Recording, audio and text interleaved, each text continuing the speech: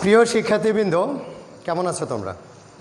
আশা করি সকলেই মহান সৃষ্টিকর্তার কৃপায় অনেক অনেক ভালো আছো। আমিও ভালো আছি। আমি বিশ্বজিৎ চন্দ্র, পুরানবাজার মধুসূদন উচ্চ বিদ্যালয়ের পক্ষ থেকে আজকের অনলাইন ক্লাসে তোমাদের স্বাগতম। আমি গত ক্লাসে তোমাদের একটা চ্যাপ্টার নিয়ে অর্থাৎ 11.2 অনুপাত সমানুপাতের কিছু অঙ্ক করিয়েছিলাম এবং তোমাদের কিছু বাড়ি কাজও দিয়েছিলাম। আশা করি তোমরা ও অঙ্কগুলো কমপ্লিট করেছো। আজকে আমি তোমাদের কিছু ইম্পর্ট্যান্ট অঙ্ক করাবো এই চ্যাপ্টারে, এবং এই চ্যাপ্টারের একটু কঠিন অঙ্কগুলো, সেই অঙ্কগুলো আমি আজকে তোমাদের সাথে একটু আলোচনা করার চেষ্টা করব। আর এগুলা থেকেই সাধারণত সৃজনশীল অঙ্ক আসে, যদি আসে তো এই অঙ্কগুলো থেকে আসে। একটু মনোযোগ দিবা, আমার বিশ্বাস তোমরা অঙ্কগুলো ভালো করে বুঝবা। আমি এই চ্যাপ্টারটা বেশ ইম্পর্ট্যান্ট একটা অঙ্ক, 17 নাম্বার। এই অঙ্কটা নিয়ে আমি তোমাদের সাথে একটু আলোচনা করি। খেয়াল করে দেখো, যদি কোনো বর্গক্ষেত্রের, আমি আগে আসি বর্গক্ষেত্রটা নিয়ে। আমরা বর্গক্ষেত্রটা সম্পর্কে কিন্তু জানি সবাই, তাই না? বর্গক্ষেত্র মানে কি? যার চারটা বাহু সমান।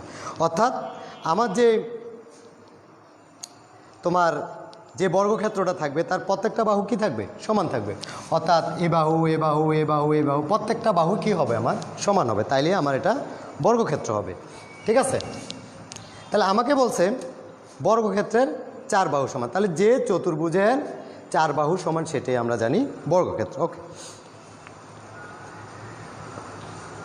কি বললো? বর্গক্ষেত্রের বাহুর পরিমাণ 20% বৃদ্ধি পায়। খেয়াল করে দেখো, তবে তার ক্ষেত্রফল শতকরা কত বৃদ্ধি পাবে? খেয়াল করে দেখো, আমার এখানে যে প্রশ্নটা বলছে, এখানে প্রশ্নের মধ্যে কোনো মান কিন্তু দেওয়া নাই।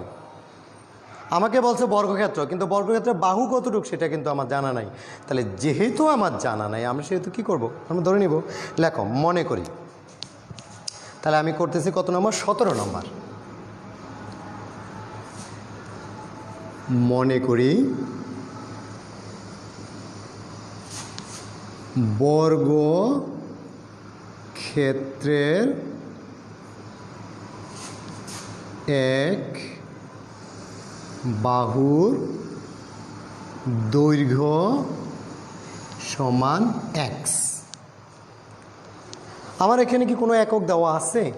মিটার, সেন্টিমিটার, ইঞ্চি কিছু কি দেওয়া আছে? কিচ্ছু দেওয়া নেই। যেহেতু আমার কিছু দেওয়া নাই, সেহেতু আমি কি ধরে নেব এটা একটা একক। যদি তোমার মিটার থাকতো তাহলে মিটার লেখতা, সেন্টিমিটার থাকতো সেন্টিমিটার লেখতা। যেহেতু আমার কিছুই দেওয়া নেই, সেহেতু আমরা কী লিখবো? একক। এই জিনিসটা সব সময় তোমরা মাথায় রাখবা। তাহলে আমার বর্গক্ষেত্রের এক বাহুর দৈর্ঘ্য হলো x একক। ঠিক আছে?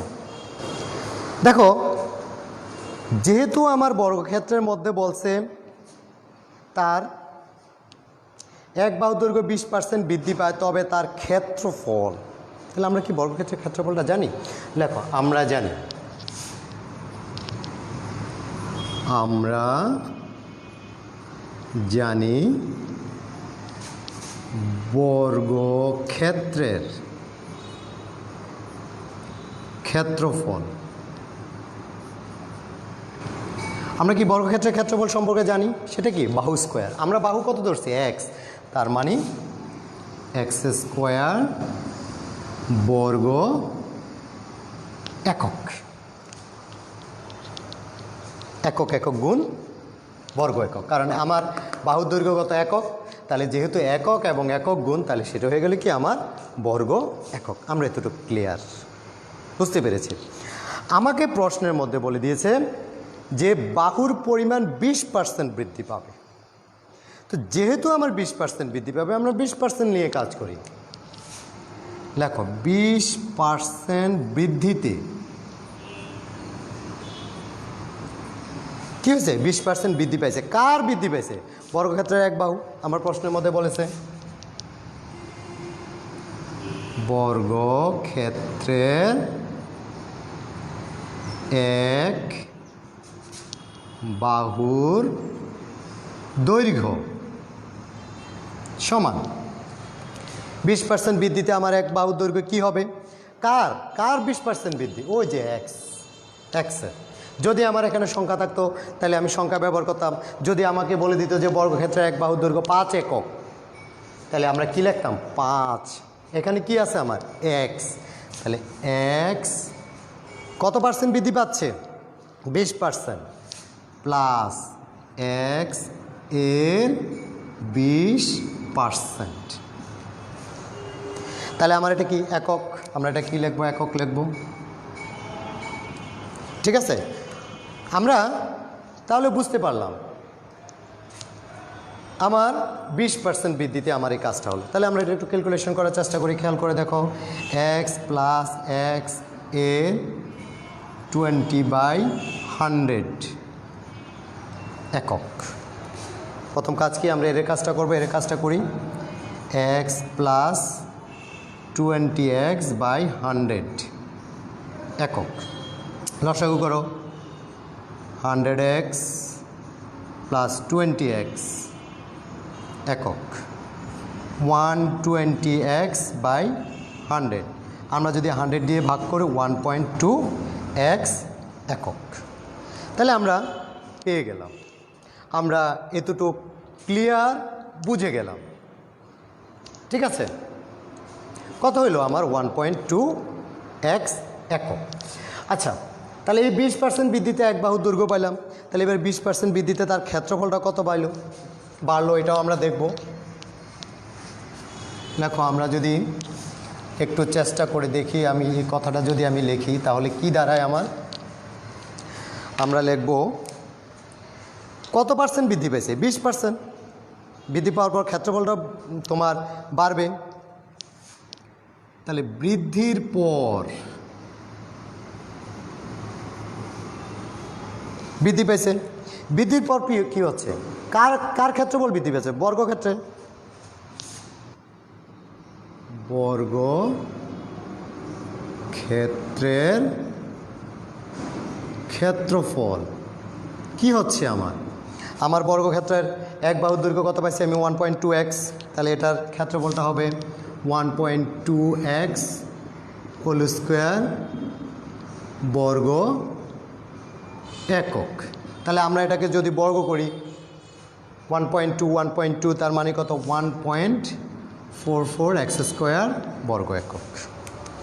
ঠিক আছে, আমরা একদম ক্লিয়ার বুঝে গেলাম, কোনো সমস্যা নেই। কত পেলে আমরা ক্ষেত্রফলটা 1.44x স্কোয়ার বর্গ একক। তাহলে আমার ক্ষেত্রফলটা বাড়ছে কতদূর, আমার আগে ছিল কত এক্স স্কোয়ার, যেটা আমি ধরে নিয়েছিলাম প্রথম ক্ষেত্রফলটা, বৃদ্ধি পাওয়ার পর সেই ক্ষেত্রফল কত হয়েছে 1.44x স্কোয়ার। তাহলে অবশ্যই বর্গক্ষেত্রের ক্ষেত্রফলটা বৃদ্ধি পেয়েছে। দেখো সুতরাং বর্গক্ষেত্রের ক্ষেত্রফল বৃদ্ধি পায়। সে কতটুকু বৃদ্ধি পায় 1.44x square minus x square বর্গ একক। তাহলে আমরা এটা বিয়োগ করে ক্যালকুলেশন বের করতে পারি। আচ্ছা, আমরা বিয়োগটা করে ফেলি। তাহলে 1.44 থেকে 1 বিয়োগ করলে 0.44x স্কোয়ার বর্গ একক। আমরা এতটুকু পর্যন্ত বুঝে গেলাম যে আমার ক্ষেত্রফলটা বৃদ্ধি পেয়েছে কত 0.44x স্কোয়ার বর্গ একক, এতটুকু আমরা বৃদ্ধি পেয়েছি। কিন্তু প্রশ্নে আমাকে কি চেয়েছে, প্রশ্নে আমার কাছে চাইছে দেখো তবে তার ক্ষেত্রফল শতকরা কত বৃদ্ধি পাবে। আমরা কিন্তু বের করে ফেললাম যে আমাদের বৃদ্ধি পেয়েছে কত 0.44x স্কোয়ার বর্গ একক, কিন্তু আমাকে বের করতে হবে কি শতকরা কত বৃদ্ধি পেয়েছে। তো ওকে লেখো আমরা শতকরা কত বৃদ্ধি পেয়েছে আমরা এটা একটু বের করার চেষ্টা করি। সবাই একটু খেয়াল করে দেখো। দেখো সুতরাং ক্ষেত্রফল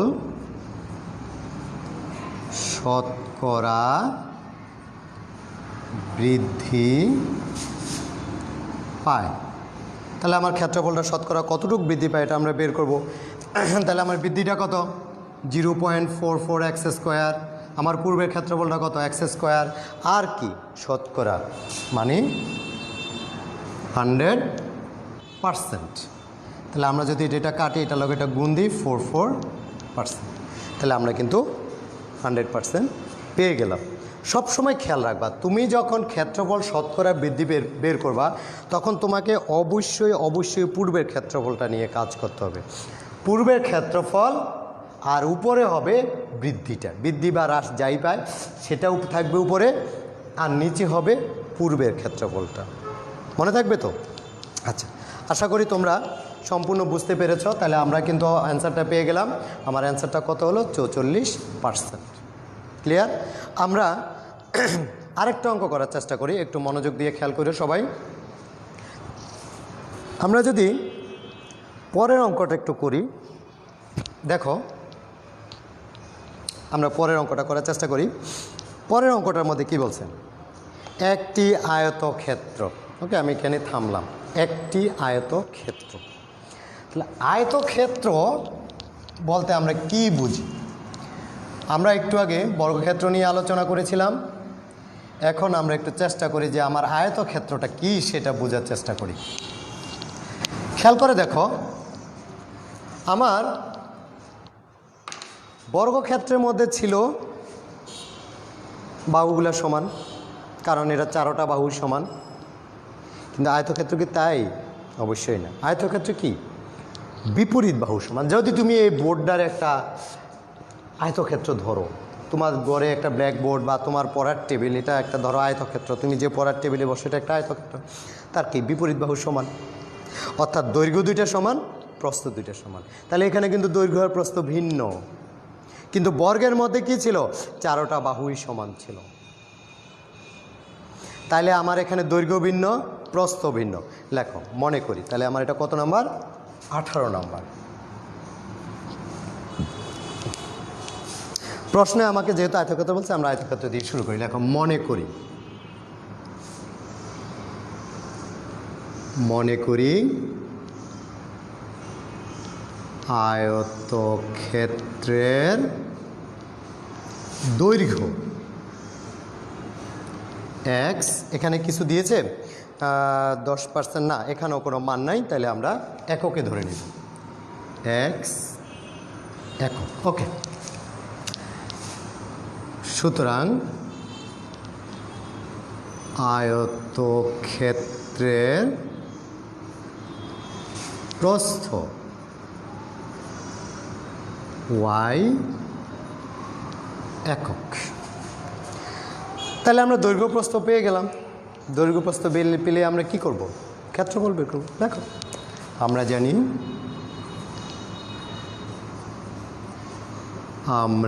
জানি আয়তক্ষেত্রের ক্ষেত্রফল সমান xy বর্গ একক। কারণ আমরা ক্ষেত্রফলের সূত্র জানি দৈর্ঘ্য গুণ প্রস্থ, তার মানে আমার xy বর্গ একক। ওকে, তাহলে আমরা এতটুকু পর্যন্ত বুঝে গেলাম। এরপরে আমি নিচে নামি। আয়তক্ষেত্রের দৈর্ঘ্য 10% বৃদ্ধি। তাহলে কি হলো? 10% বৃদ্ধি পেল। লেখো, 10% বৃদ্ধিতে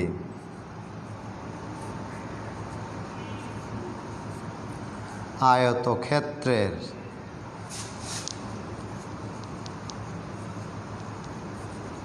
দৈর্ঘ্য 10% বৃদ্ধিতে আমার আয়তক্ষেত্রের দৈর্ঘ্যটা কি দাঁড়ায় সেটাই আমরা এখন লিখব। 10% বৃদ্ধিতে আমার আয়তক্ষেত্রের দৈর্ঘ্য, আমরা দৈর্ঘ্য কি ধরেছি? x প্লাস x এ 10% কি হবে? একক। ওকে, 10% বৃদ্ধিতে x প্লাস x এর 10%। ওকে, তাহলে আমরা একটা ক্যালকুলেশন করি। x প্লাস x এর 10/100 একক। তাহলে হবে কি আমার x প্লাস 10x/100 একক। তাহলে আমরা কি করব? লসাগু করব। আমরা যদি লসাগু করি তাহলে কি দাঁড়াচ্ছে? দেখো,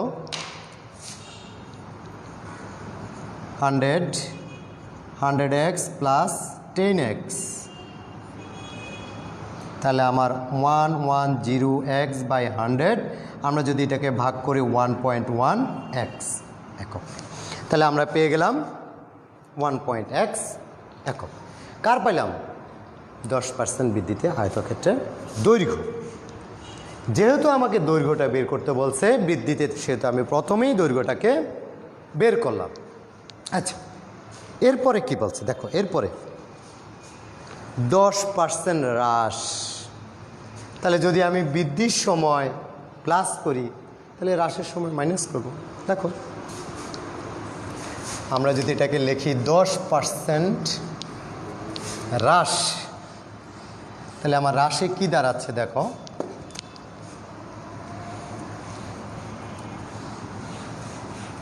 আমরা যদি একটু বোঝার চেষ্টা করি, তাহলে আমার কি হবে? 10% হ্রাস, 10% হ্রাসে, হ্যাঁ, তাহলে 10% হ্রাসে কি হয়েছে আমার? কোনটা? আয়তক্ষেত্রের প্রস্থ, আয়তক্ষেত্রের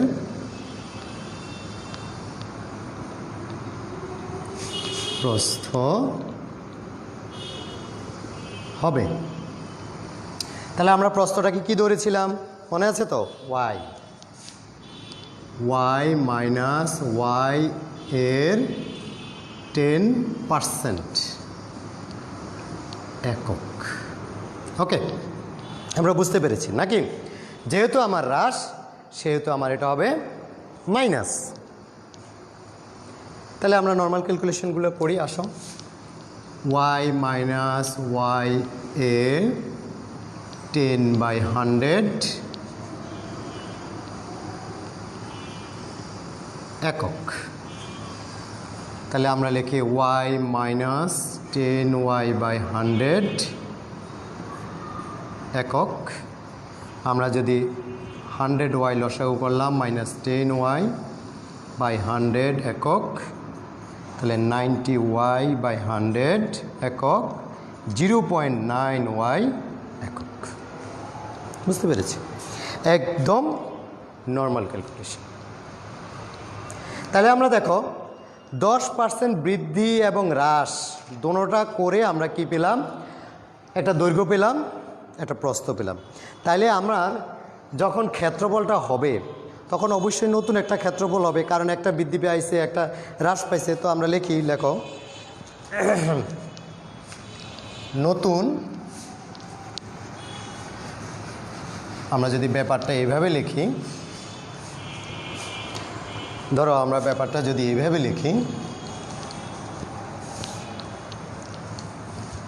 খেয়াল করে দেখো, যদি আমার ব্যাপারটা আমি এভাবে লিখি, নতুন আয়তক্ষেত্রের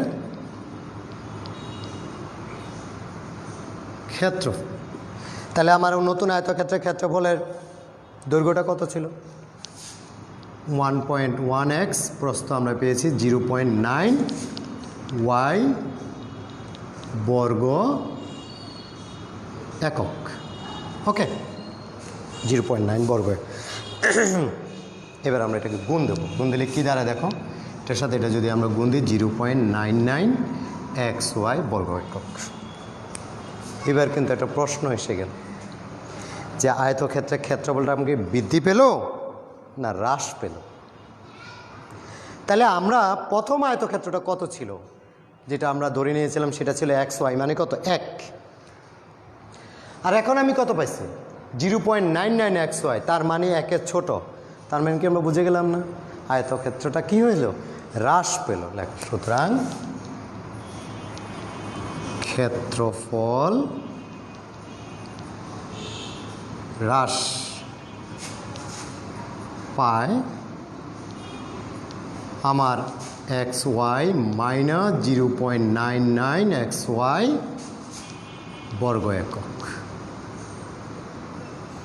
আমরা যদি এটা থেকে এটা বিয়োগ করে দিই, 0.99 থেকে আমরা 1 থেকে 0.99 বিয়োগ করলে আমরা কত পাই? 0.1 XY বর্গ একক।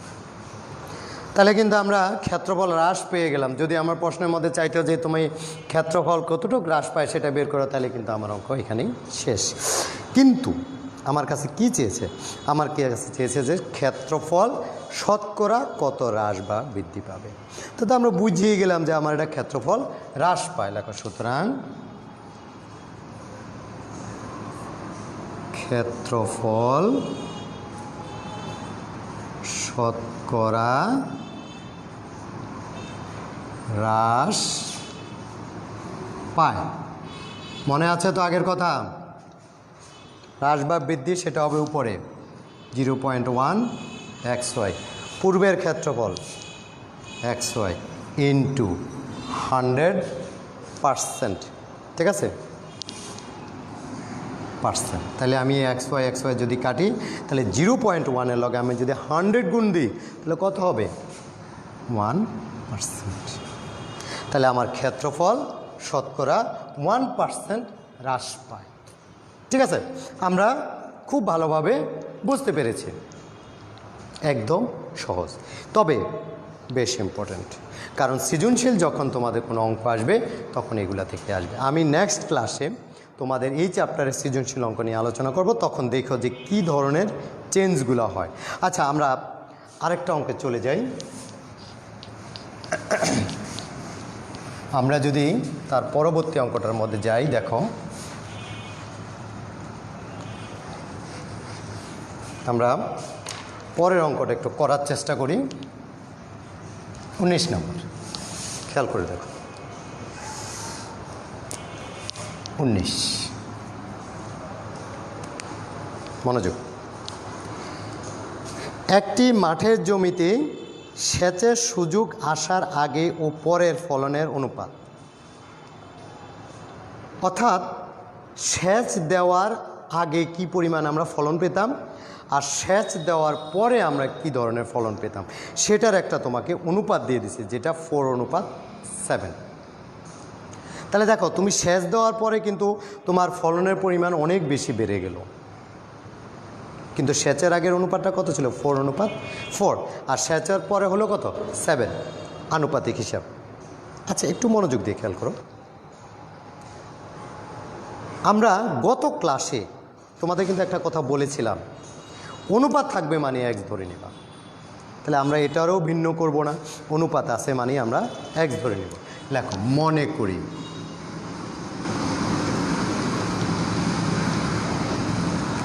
কি হলো? সেচ। তাহলে সেচের সুযোগ আসার আগে একটা ফলন পাইছি, আর সেচের সুযোগ আসার পরের একটা ফলন আছে। তো আমরা কি লিখব? সেচের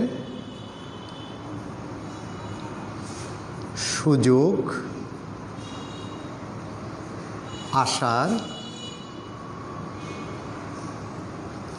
আগের ফলন। কত অনুপাতটা ছিল আমার? সেচের সুযোগ আসার আগের ফলন ছিল 4, তার মানে 4x। যেহেতু আমার প্রশ্নের মধ্যে দেখো দেওয়া আছে কুইন্টাল, তাহলে আমরা এখানে কুইন্টাল লিখব। কুইন্টাল। যদি না থাকতো আমরা একক ধরে নিতাম, যেটা আমরা আগের অঙ্কগুলোর মধ্যে করেছি। আচ্ছা, তো সেচের সুযোগ আসার আগের ফলন 4x, তাহলে সেচের সুযোগ আসার পরে কি হয় দেখি আমরা। সেচের সুযোগ আসার পরের ফলন কত দিয়েছে আমার অনুপাত? 7x quintal. সেটা কি হয়েছে আমার? সেচের সুযোগ আসার পরের ফলন। আচ্ছা, এরপর প্রশ্ন আমাকে কী বলছে আমরা দেখি। ওই মাঠে যে জমিতে আগে 304 কুইন্টাল ধান ফলতো, আগে আগে মানে কি? সেচের সুযোগ আসার আগে মানে কি? 4x। ওকে, আমরা তো বুঝে গেলাম প্রশ্ন মতে। প্রশ্ন মতে 4x সমান আগের ফলনটা আমার কত দিয়েছে তোমার? 304। তা আমরা এখান থেকে x এর মানটা বের করি। এক্স সমান 304/4, সুতরাং এক্স সমান আমরা যদি 304কে 4 দ্বারা ভাগ করি তাহলে সেটা হবে কত আমার 76।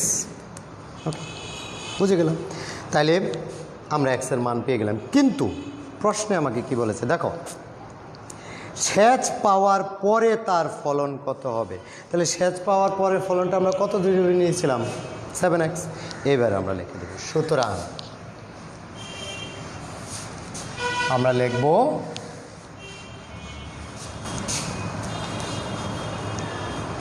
সুতরাং তোমার সেচের সুযোগ আসার পরের ফলন কত আমার 7x কুইন্টাল। এখান থেকে আমরা এক্সের মানটা বসিয়ে দেব 7 ইন্টু, আমরা এক্সের মানটা কত পেয়েছিলাম 76 কুইন্টাল। আমরা কি করব এবার 7-এর সাথে এটা গুণ করে দেব, 6 7 42, 2 হাত